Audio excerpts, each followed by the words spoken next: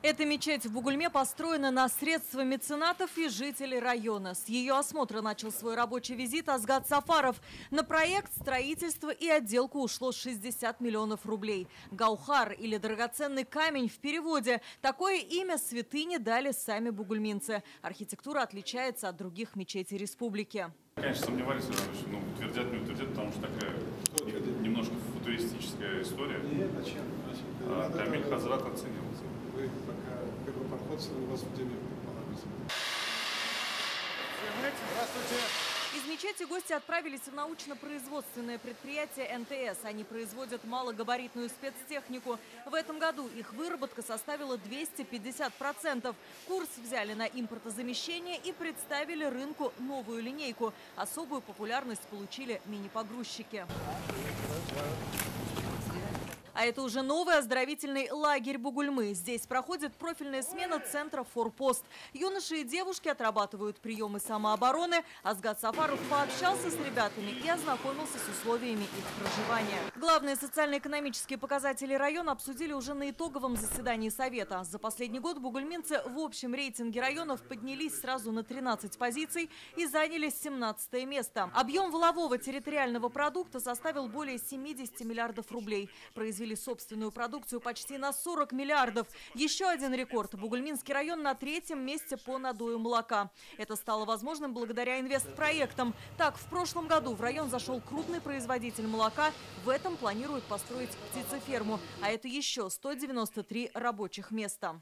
В связи с кратным ростом поголовья крупнорогатого скота инвестор почти на 7 тысяч гектаров увеличил площадь посевных площадей под кормовые культуры. Так, сегодня предприятие обрабатывает больше 30 тысяч гектаров земли. Это 47% от всего объема пашни нашего района. Есть и проблемы. В районе снижается количество лично подсобных хозяйств и КФХ. Местные власти связывают это с недоработкой с населением. Так, за прошлый год грантовой поддержкой от государства воспользовались лишь 4 человека. Срочного ремонта требуют и инженерные сети. Трубы канализации и водоотведения изношены на 65%. Самый наболевший вопрос – отсутствие общественного транспорта. Уже 2 года 100 тысяч бугульминцев возят перевозчики пригородных маршрутов.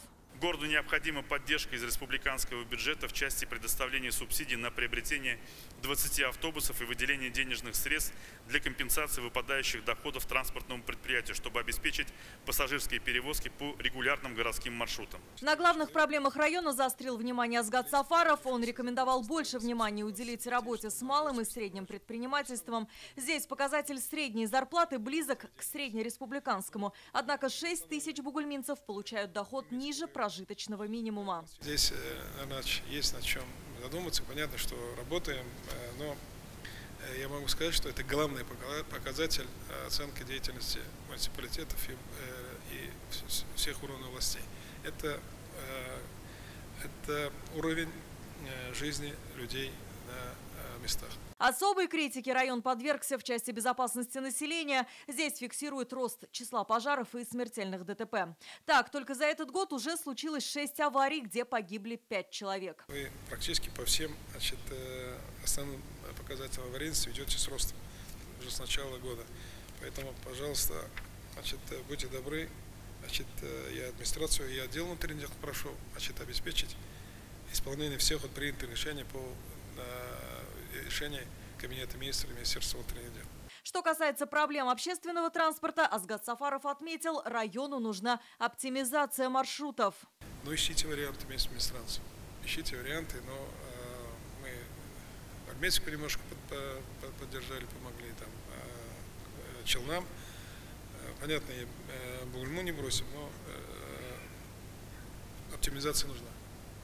Недовольство людей, это не есть хорошо. Теперь бугульминцам нужно найти самый эффективный вариант оптимизации движения общественного транспорта. Если удастся найти выход, еще одна проблема для района будет решена. Алия Хайрудинова, Ирик Хабибуллин, ТНВ, Бугульма.